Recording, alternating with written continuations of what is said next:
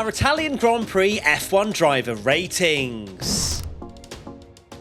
Right, let's dive into the driver ratings then and begin with Logan Sargent. Started 15th, finished 13th. Now, it's interesting, this one, because you look at that and you go, 13th isn't too bad. But Alex Albon is doing wonders in that car now. And as you've said many times, Tommy, this Williams car is good. It is not a backmarker, especially around a track like Monza. And Logan had a very poor qualifying, I would have to say, considering the straight line speed of that Williams. It just didn't work out for him. So I've given him a 4 out of 10.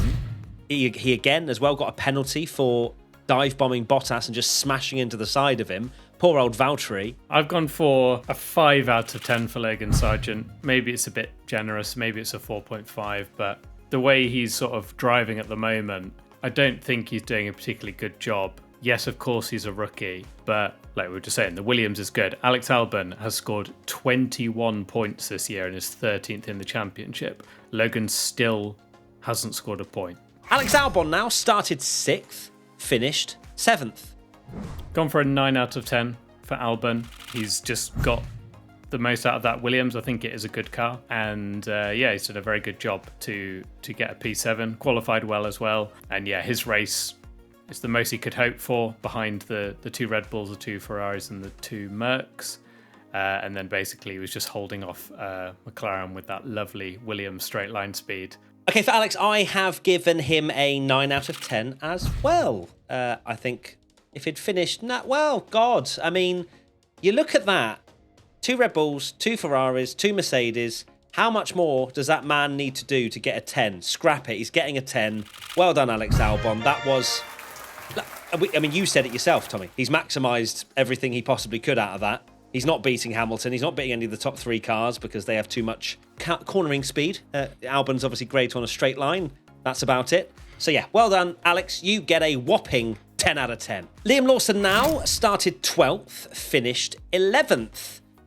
I am going to give Liam a 9 out of 10. I'm incredibly impressed with how he's taken to the car. I am calling this his first proper race weekend because Zandvoort was not normal by any stretch, and also he came in last minute and just missing out on points. He had a great qualifying. There's not much more we can really expect from him at this stage in a car that is not worthy of points, a driver that doesn't have the experience of others around him. I'm being very, very generous, perhaps, but I'm giving him a 9. I've gone for an 8 out of 10 for Liam Lawson. Another impressive weekend, a good result to say that he did a 2-stop. His move that's doing the rounds on Twitter on a Haas is absolutely crazy, in a good way, a good crazy. But I'm excited to see what happens next, but I'm also very concerned for Daniel Ricciardo, and I will continue to say that I'm very concerned for Daniel Ricciardo and what is going to happen to the driver market. Yuki Tsunoda now started 11th. Did not start, let alone did not finish. Didn't start. He didn't. It's happened before in his career. I'm giving him a 6 out of 10. It's very difficult to grade this one, obviously, because he didn't even do the race. So I feel like 5 out of 10.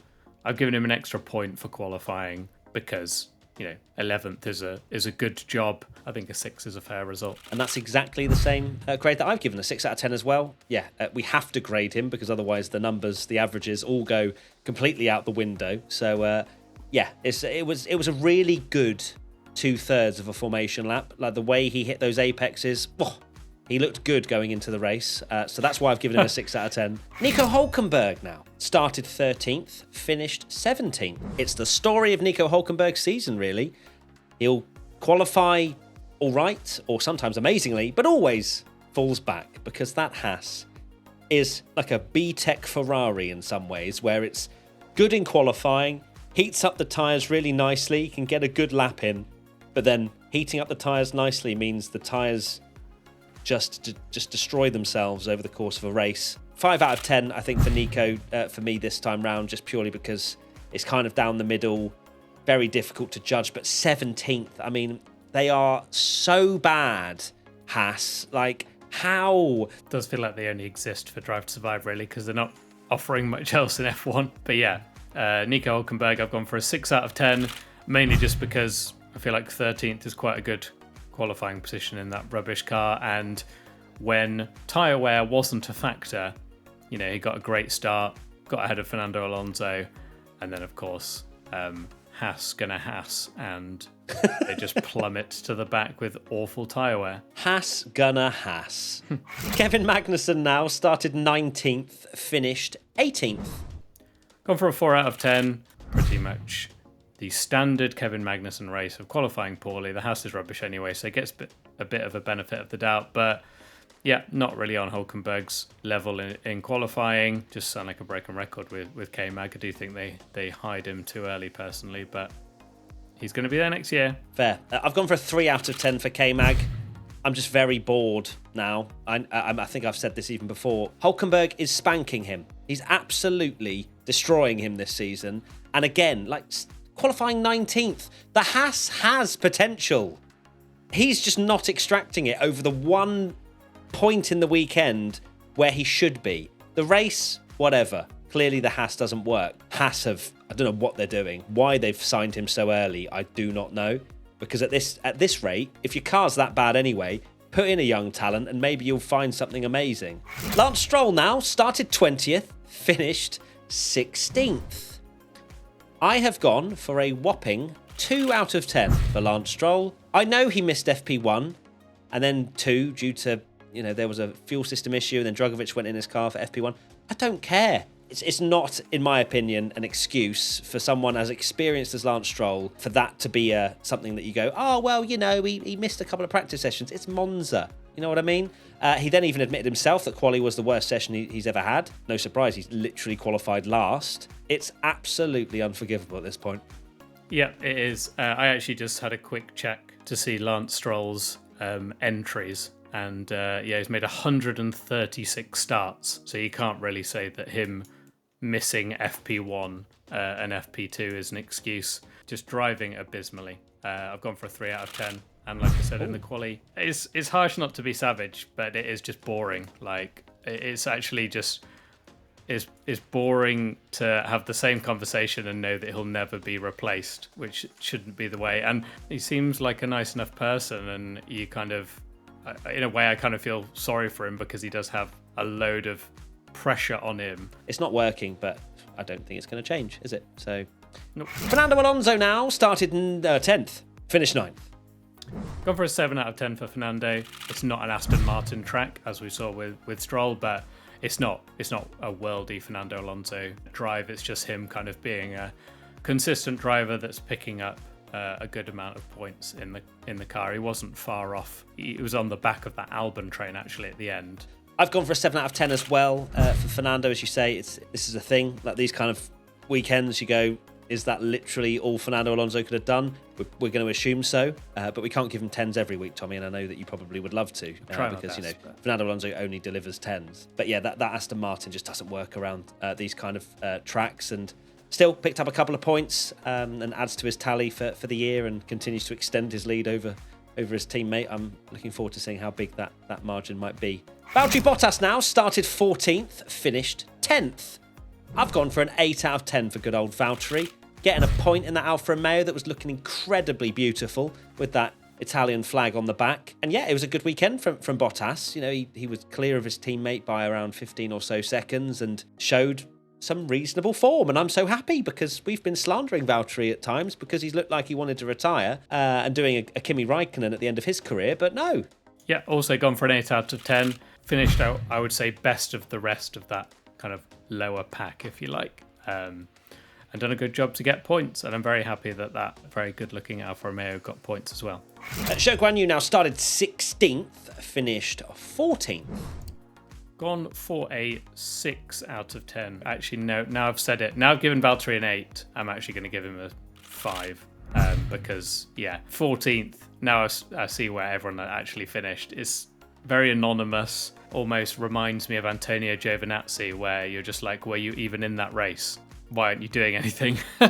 Worth mentioning as well that obviously Zhou did a 2-stop strategy, pitted so early off the mediums, and no one that actually did a 2-stop ended up scoring points. My grade for Zhou Guanyu is a 5 out of 10 as well. Just the two-stop didn't work. He was, I think, 15 or so seconds behind Bottas at the end. Obviously, with that extra stop doesn't help because it's a very long pit lane. You lose a lot of time.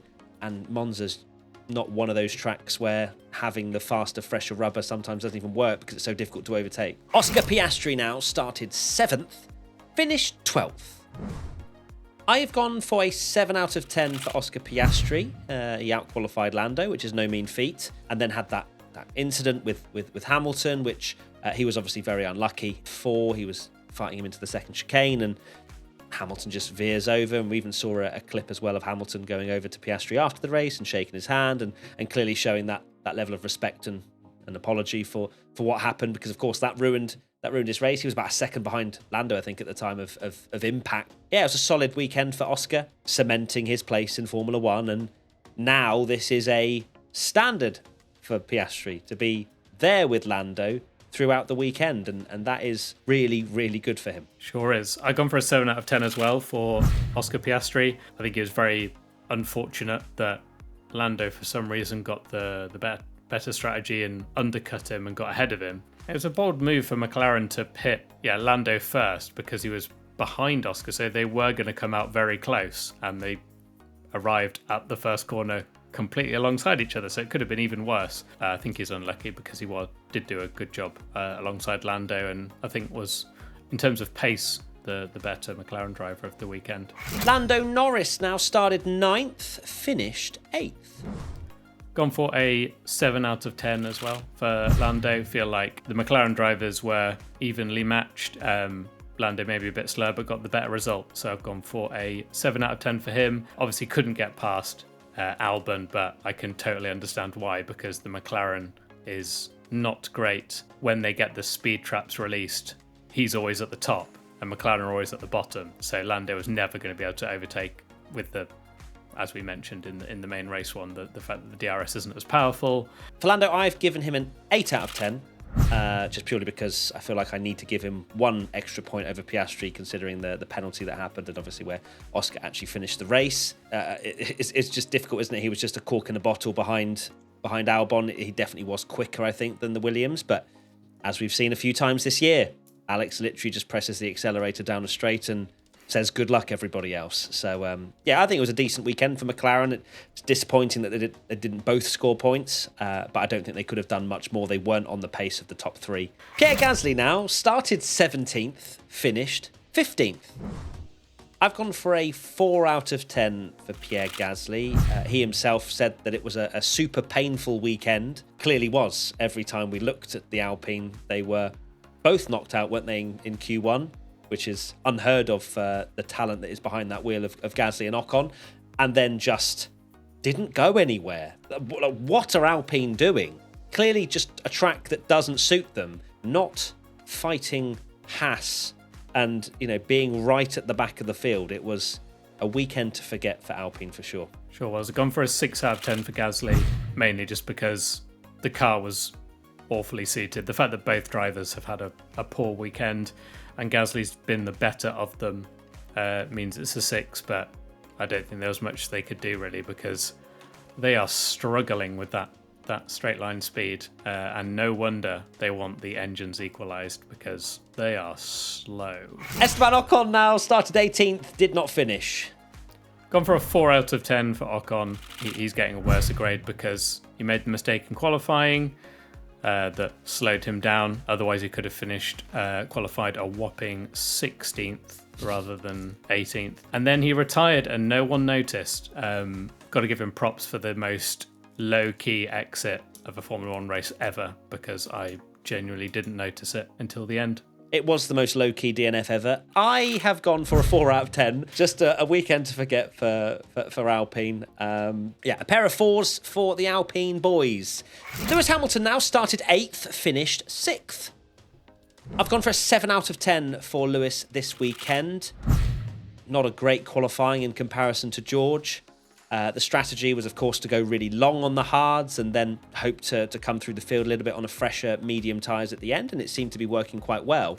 But, you actually look at how far he finished behind George, and I can't give him any more than a 7 because he was miles behind. An average weekend for Lewis. I've gone for a 6 out of 10 for Hamilton. think it was quite a poor weekend for him when he's been having a very good season, probably the worst weekend he's had, or one of them certainly this year. Nowhere near George in qualifying, miles off him in the race. The incident with Piastri is a very clumsy thing to happen for such an experienced driver, not like Hamilton. It's not a great weekend for Hamilton, so I've gone for a 6.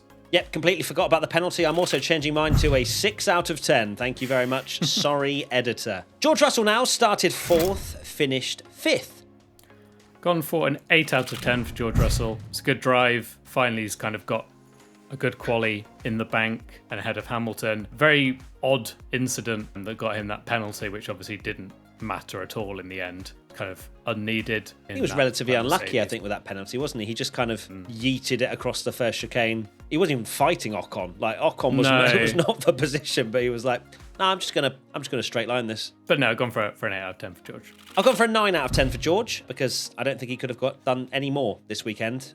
He was not even that far away from the battling Ferraris, 6 seconds, I think, behind come the end of the race. And yeah, to be that clear of Lewis Hamilton is no mean feat. So I think a 9 is absolutely warranted. And as you say, the 5-second penalty, which, you know, was really a bit just clumsy, if anything. But yeah, well done, George. You get a 9 out of 10. Carlos Sainz now started 1st, finished 3rd.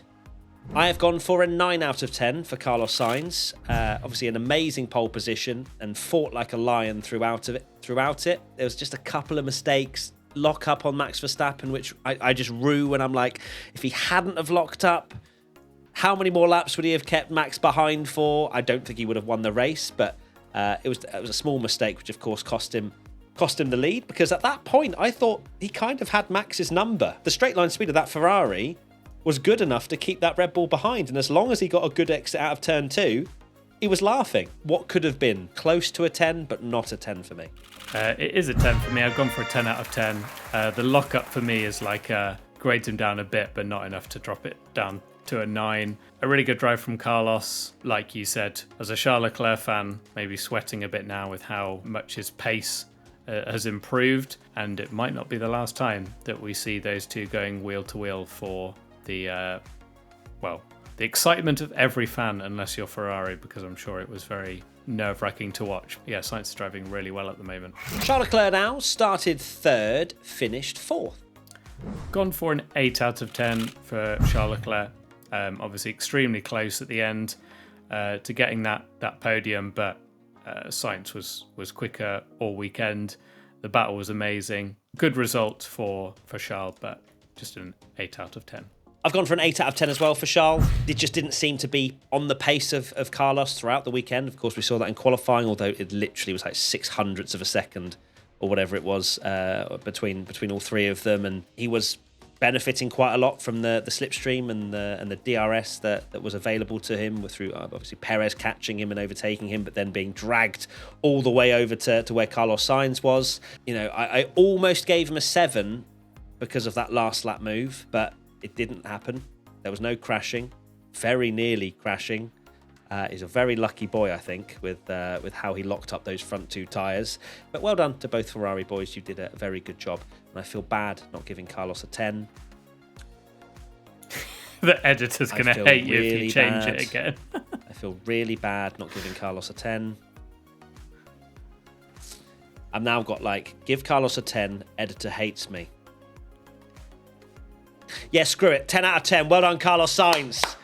Yeah, we love it. Sorry, editor, for the 17th time on this video. We're going to need a new editor apply with him. Yeah, really sorry. Sergio Perez now started 5th, finished 2nd. I've gone for an 8 out of 10 for Checo. Massive deficit in qualifying, but we're kind of used to that now. Wasn't that bad in the race. Of course, kind of got stuck, but we saw that as a running trend throughout. Most of the drivers trying to overtake, and then obviously finishing 2nd in the end. Wasn't far off Max, although Max was nursing an issue at the end. It wasn't the worst weekend for Perez. I think an 8 out of 10 is worthy. Also gone for an 8 out of 10. It's the kind of drive that Checo should be doing. Of course, Max is driving unbelievably well. He doesn't need to beat Max every weekend. He's just been on a really bad run where he's not even been finishing 2nd. So even with the poor qualifying, he's got back through to where the Red Bull should be. Well done, Checo. Much better indeed. Max Verstappen now started second, finished first. I have gone for a 10 out of 10. A Max Verstappen 10, which Red Bull Racing used on their Instagram, and a lot of people tagged us in it. Look, we said it was going to happen, and it sure did. What more else is there to say? Just we say this every time. We need a drinking game, because I swear you say this every single time. I do say it every time, but it's true. What more is there to say? He's really good. Yeah, he's really good. Very good at winning. What unbelievable insight.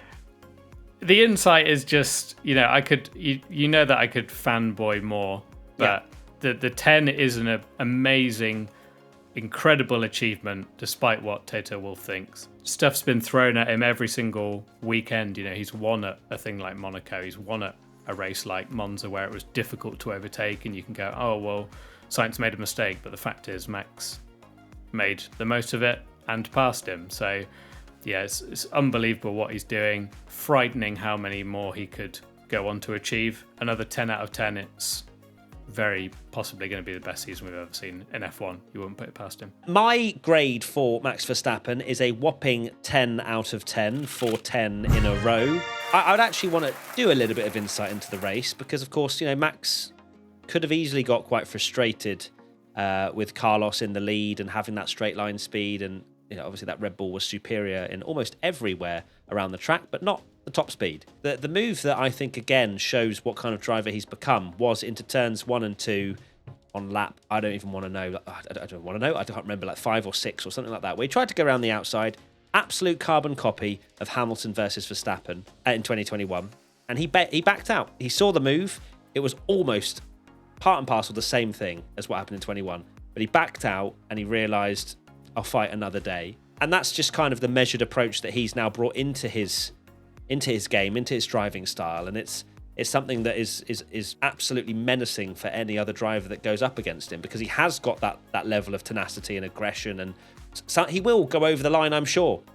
But he kind of understands when to rein it in as well now, and he's putting that into his game. That being said, I'm sure when Max and Lewis are next on track together, that will all go out the window. But for everyone else, he races them very calculated now. We now go to, who is RP1? I'm going to give it to Verstappen because 10 out of 10, 10 wins in a row. Well done, mate. I hope you're happy. I'll give it to Carlos. I think he's led the most laps of any non-Red Bull as well with that. Wow. Which is quite impressive. So it can be done. You just have to get pole track with minimal DRS and hold the lead. That is it. That is the end of the driver ratings for the Italian Grand Prix. We will see you very soon for another wonderful piece of content here on the P1 channel. Bye! Bye!